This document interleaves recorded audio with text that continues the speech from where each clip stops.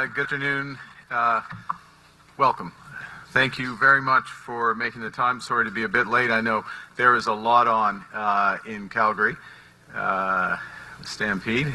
Some of us are better dressed than others. I was sorry, by the way, let me start by just with a quick apologies.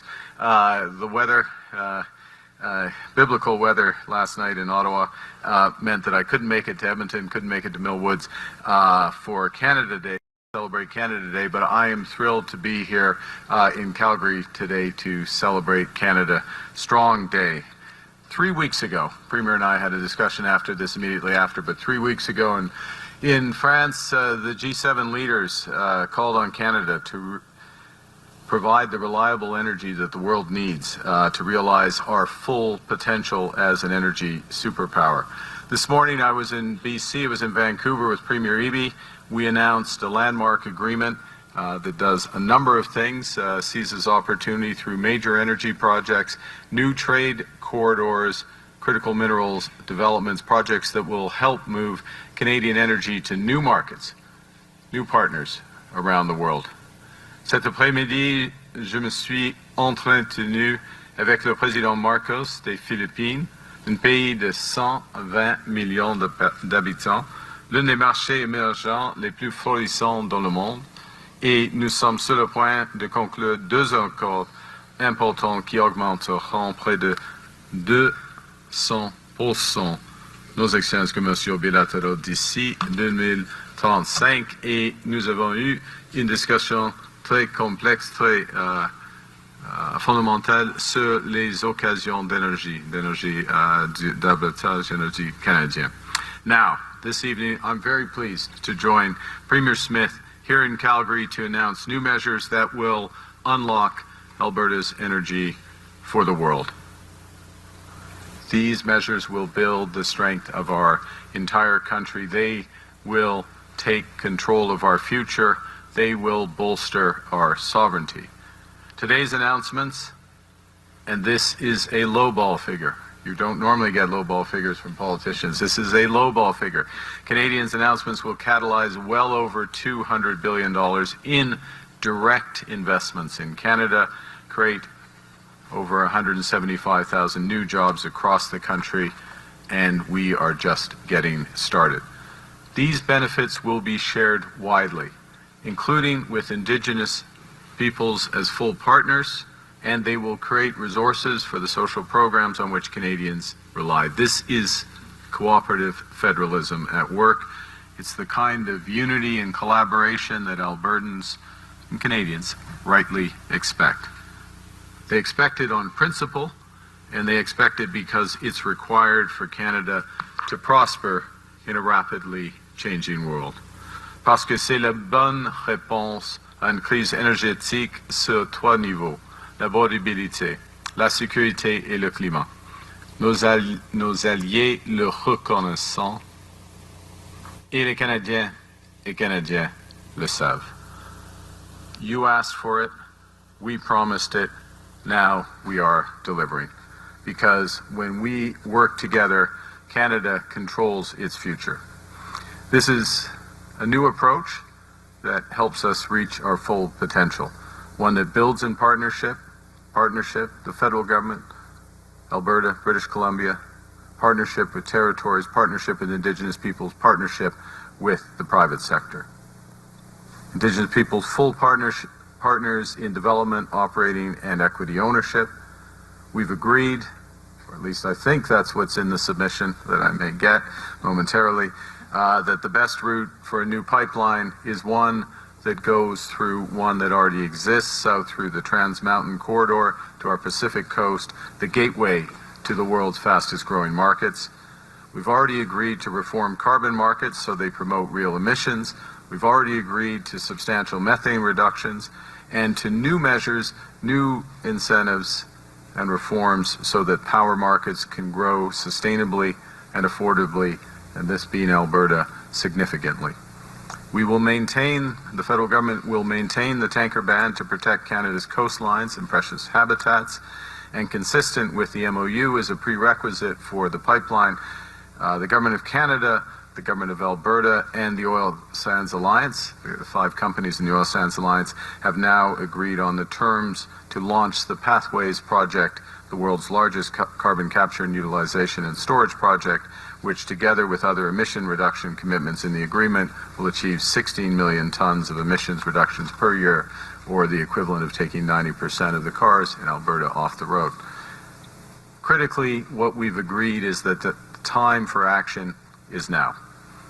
We will refer a submission that I may receive, Alberta's West Coast Pipeline Project proposal immediately to the Major Projects Office. Consultations will begin immediately with Indigenous communities, relevant provinces and territories to determine listing under the Building Canada Act by October 1st, as per our agreement. Cet accord est bien plus qu'une entente entre 2 gouvernements. Il donne aux entreprises la certitude dont elles ont besoin pour investir et bâtir. This is more than just an accord. It's also an approach that gives certainty to our businesses to build. Canada and Alberta will be equal partners in this project. As I said, meaningful ownership stakes available for Indigenous communities. We'll also benefit from Indigenous contracting and employment alongside funding to strengthen that capacity. The Trans Mountain Corporation will plan and construct the pipeline. They will work closely with Pembina Pipeline Corporation, who will bring its private sector expertise, its capital discipline to the construction and operation of the pipeline. And I'd like to thank the CEO, Scott Burrows, for his leadership and his presence. We are all living through a moment of unprecedented global volatility. Our role as government is to be a catalyst. Part of being a catalyst is to bring greater certainty, reduce risks facing private capital so there's more opportunity and more energy when shovels hit the ground. Ensemble, l'oléoduc et Pathways vont créer plus de 100 000 nouveaux emplois à haut salaire en Alberta, en Colombie-Britannique et plus que ça à travers le pays. Des emplois pour des travailleurs qualifiés, des ingénieurs et des techniciens canadiens. De vraies opportunités pour les entreprises, des contracteurs et des travailleurs autochtones. Now, we've started as we mean to go on. We will continue to work together, Albertans, British Columbians, with industry and Indigenous partners at one table instead of many to deliver. The head of the IEA said a few weeks ago, he repeated it I think a couple days ago, that Canada has a once-in-a-lifetime opportunity, an opportunity that will determine our future, an opportunity that will deliver prosperity that will spread across our country. Canada, Alberta, has what the world wants. Canada, Alberta, is a trusted, reliable partner in a world that's anything but. And the initiatives we're announcing today will build a stronger, more resilient, more sustainable Canada. A Canada that's worth fighting for because we are stronger together. And as today demonstrates, we are building Canada strong for all. Thank you very much. And it's now my pleasure to give you the Premier of Alberta, Danielle Smith. Dan?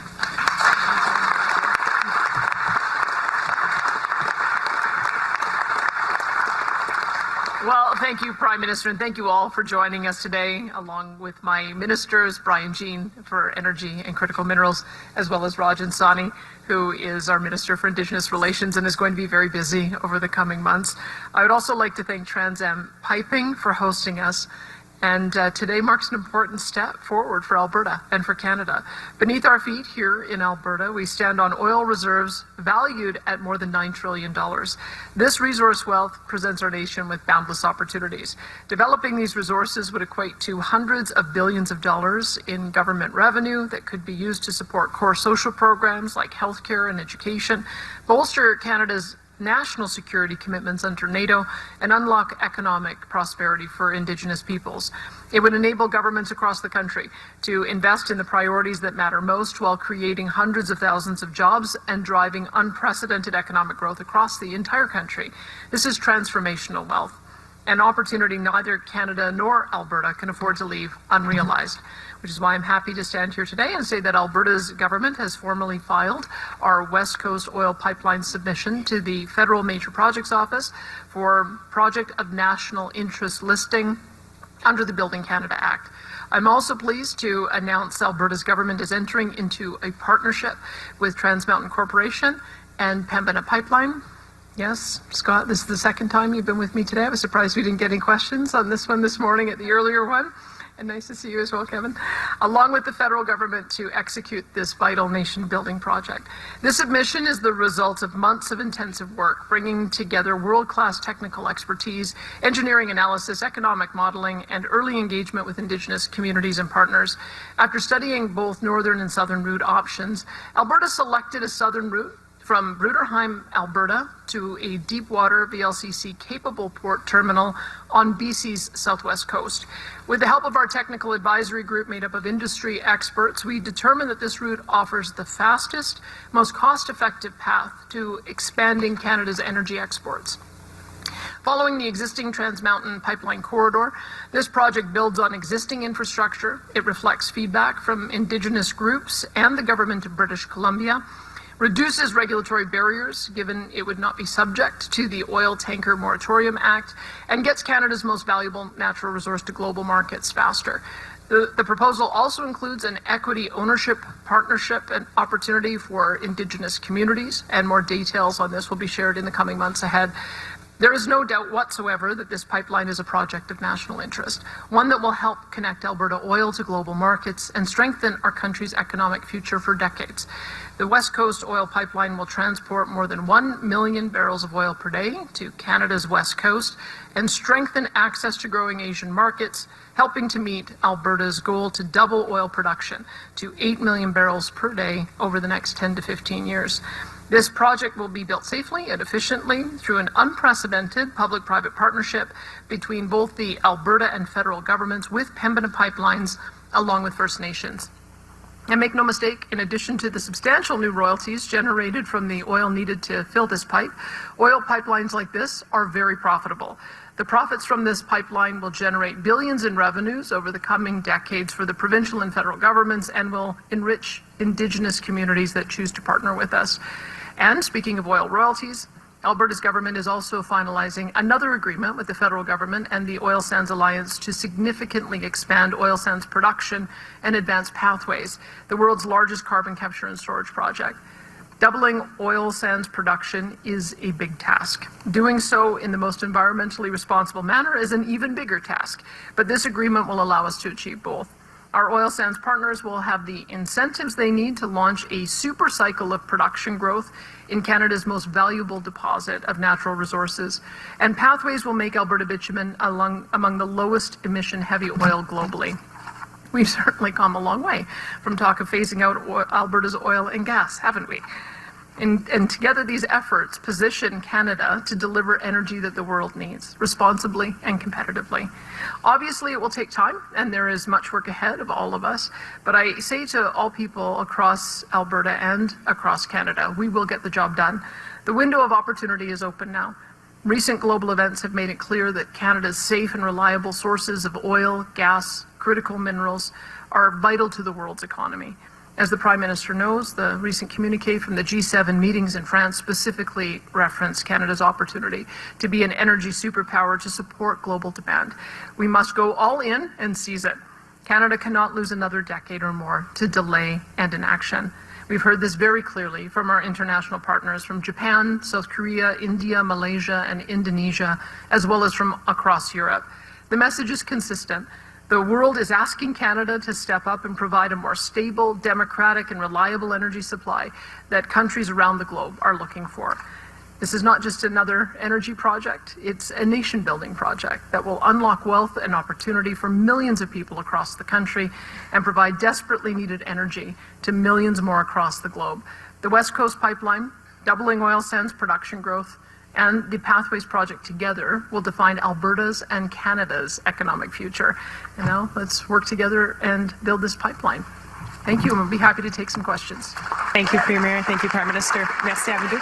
We'll now turn to questions. Maintenant, on commence les questions. We'll take 10 minutes of questions, 10 minutes de questions. First question, Mickey.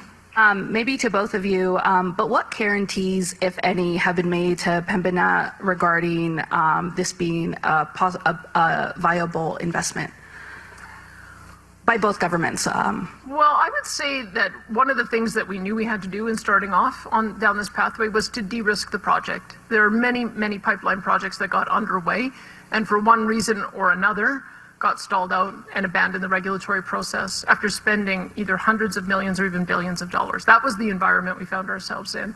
So I would say that having both the federal government and the provincial government at the table as partners with Pembina, they give us the certainty that it is a financially viable project from a private sector perspective, and we give them the certainty that because we're partnering with them, that it's going to get built in a timely way.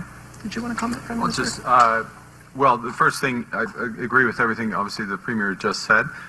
There's some synergies from the fact of having TMC as a partner in an existing route.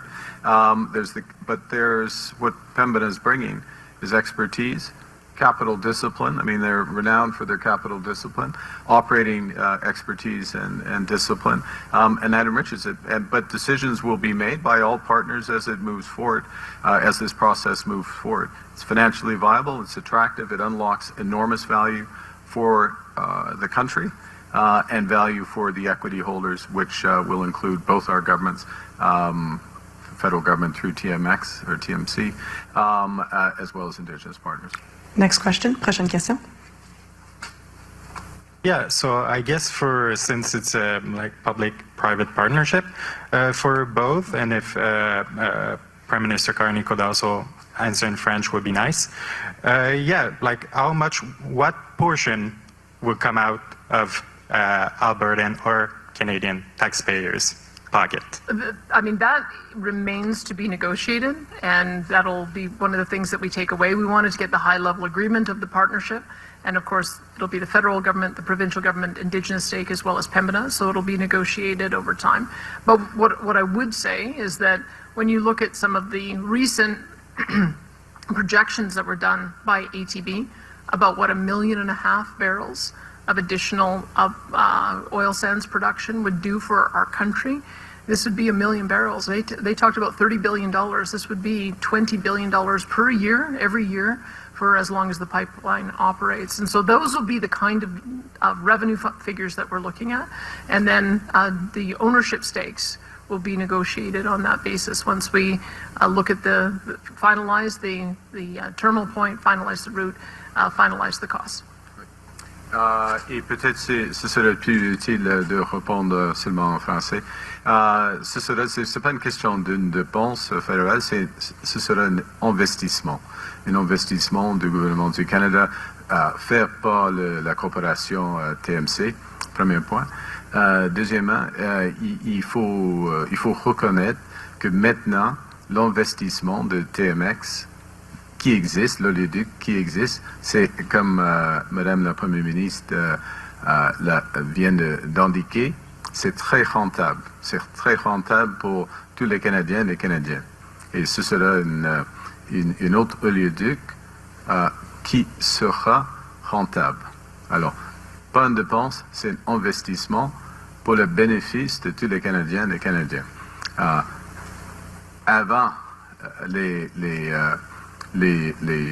rendements, effectivement, les rendements d'une augmentation de la production de produits. Next question. Prochaine question. Hi. Have any producers committed firmly to utilizing the potential pipeline through a sort of preliminary open season process? And if so, who and how much?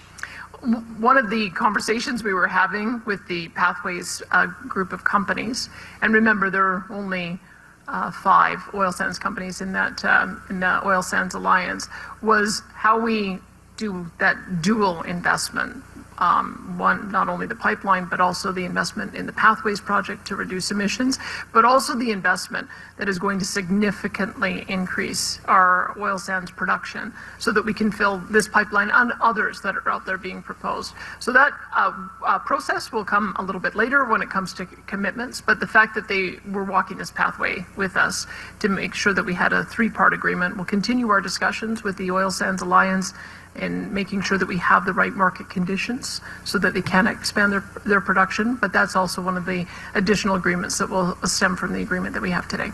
If I may, I'll just supplement, because there is, as I mentioned in my remarks, there is a MOU, protocol d'accord, with the 5 Pathways Alliance members, which is a tripartite agreement, the 5, Government of Alberta, Government of Canada, which, as the Premier just indicated the commitments to related to pathways, as well as the intention for the expansion consistent with what would be as part of this pipeline, but also it explicitly mentions the TMX expansion. So that's an MOU, as the Premier indicates. As with all these things, we move forward, but that's a very important commitment. And I'll just make one final observation for those who are wondering about the steps in this.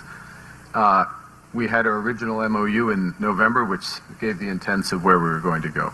That moved to an implementation agreement, a number of commitments that we made as governments. But then there's the private sector, both to come forth, as Pembina has as a partner at this phase of the project, and for the Oil Sands Alliance companies to make the commitments that they're making as part of this MOU. So it moves from the public sphere into the private sphere in this broader partnership. The next phase is through the Major Projects Office and the consultations and partnership with Indigenous partners. Thank you. Next question. Question question. Megan Podkins with The Logic. I think for months we'd heard, in some cases from you, Premier, that the benefits to the northern route had better shipping economics. There was there are other kinds of permitting benefits to going on a northbound route.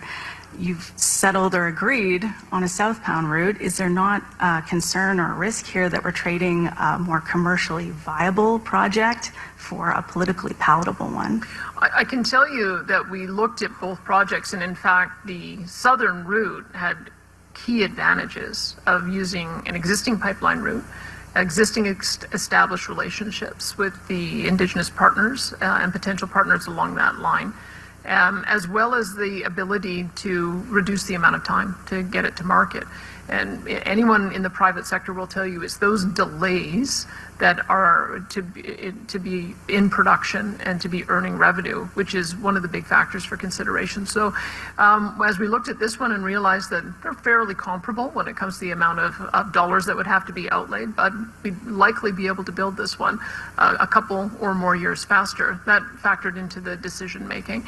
I still think that there are advantages to talking with First Nations in the north about ways that we can expand the use of Port-au-Prince Rupert. I know that Minister Sawney has already spoken with dozens and dozens of Indigenous leaders, and I think we've opened up that conversation for us to be able to talk about future partnerships. But when we looked at this one, the time to market, the efficiency of using the existing line, the established Indigenous relationships, it seemed like this made the best sense economically as well. If I may just supplement on that, agree with the very important aspect of de-risking in time, being clear about, as the Premier just said, time to market. We're also, goes back to what the G7 asked, what we hear from Asian partners, what I heard from the President of the Philippines today. There's an energy security issue today. And so the interest is how we move towards that. And if I could broaden it and then hand to you, sir, is of course Canada's providing a variety of energy solutions, and another form of those energy solutions is LNG coming through Port-au-Prince Rupert, Kitimat, and I'll just refer to the Coastal First Nations comments today, and the consistency of what we're doing today with a series of energy projects moving forward to provide solutions. Thank you. We'll have time for one last question. Dernière question. Jeff Jones, Globe and Mail. So after 7 months, this project will now require government support in terms of equity. Why do you think that it remains too risky for the private sector to run with it by itself? I would say that we did have a number of projects, and I can elaborate on them. I mean, we did have Northern Gateway that had all of its approvals, and they were then canceled. We did have Keystone XL, who had all of its approvals and were starting to build pipelines across the border, and a presidential permit was canceled. We had Energy East that was $1 billion into a regulatory approval process and couldn't see the way to a finish line, so it was canceled. So we have pipeline companies that have literally spent billions of dollars in recent years on failed regulatory approval processes. That's the environment we're finding ourselves in. And so it does take some work, I think, to make sure that the private sector proponents understand that this is a real process. There's a real commitment on the part of all three parties, myself, as well as the Premier of British Columbia, as well as the Prime Minister, to get this project to the finish line. So what the share of the private sector stake will be, that remains to be seen. Maybe over time, as more and more certainty comes in, maybe we'll be talking with Scott about him wanting to take on a larger and larger share. But we want to make sure that a company knows that we're walking this path with them, so that we can get it to the end. And I won't speak for the Prime Minister, but I did notice that they have already received a over $1 billion dividend payment from the Trans Mountain pipeline.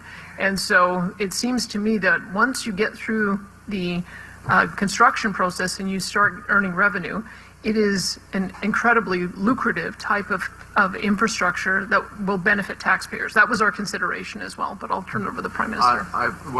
First off, let me thank the Premier for making that point. It is, because it's an important point. And I referenced this earlier in one of the first questions about the profitability of TMX. TMX, de-risked, up and running, now is very profitable. And it's returning real cash to Canadians that is supporting social programs, supporting other things. And this is one of the things we're conscious of in terms of TMX, sovereign fund, other aspects, a much bigger answer. But let me make a fundamental point, which is, and I started my comments early in my comments, I said we were lowballing the scale of investment. Part of the reason I was lowballing the scale of investment is I wasn't accounting for all of the upstream investment in oil and gas. So a series of announcements, some of it's port infrastructure in BC, which is as much for other commodities, it's for goods exports, enormous opportunity. Other logistics exports, clean energy investments in British Columbia, critical mineral investments beyond. There's a series of investments which we're not counting, which the broader MOU will unlock on interties, on gas turbines, potentially nuclear investment, data center a series of other things. We are talking hundreds and hundreds and hundreds of billions of dollars of investment. The vast, vast majority of that is going to come directly from the private sector. The measures we're taking are catalytic in order to help unlock all of that. Dawn Farrell's here, and I'm going to finish with this. I want to thank Dawn for her leadership of the Major Projects Office, right out of here of Calgary. And what Dawn does is help to ensure that what the federal government is doing is creating the conditions to unlock that private investment. So there's enormous private investment that's going to come. And as the Premier said at the start, as I said at the start, and I'll finish, and that's for the benefit of all Albertans and all Canadians, including the fact that it will provide resources to government to support our vital social programs, educate our children, and move forward as a country. Thank you. Thank you, everyone. If we could just do the quick photo with the proposal book. Right in front of the podium would be great. Okay. It's detailed. It's so sad.